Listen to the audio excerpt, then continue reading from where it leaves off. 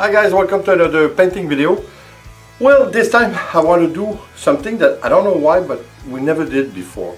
We're going to take about two basic colors. I think we're going to take gold and we're going to take black. Both those colors we're going to mix a lot of water in. I think I'm going to do a mix like almost 50-50 with water and acrylic. So I think it's going to be nice because what we're going to do is that we're going to layer between the black and the gold, which are very liquid. We're going to layer acrylic, which will not be liquid. We won't put any other kind of product or water in our acrylic other than the black and the gold. So, like always guys, there's only one way to find out, is to go and try it. So let's go at it.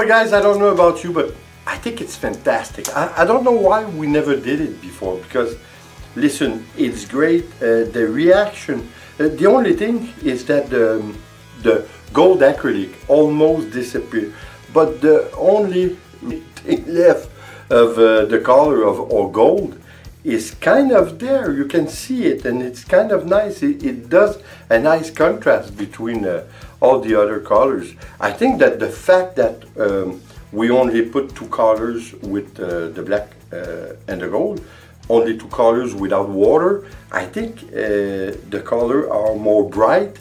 We can see them more than if we would have put a lot of water in all the colors. It does a nice result also, but the colors aren't so bright. Of course, when you diluted your acrylic with a lot of water, you lost a bit of brightness. But now, since we didn't for the other colors, I think it's very nice. We have a fantastic result, I should say. Well, at least I like it. Like always, it's subjective, so to each his own. But there's a lot of because we did a flip cup. As always, I think the best technique in fluid acrylic is the flip cup, because I think the flip cup always does some sales, even if you don't put any kind of products in.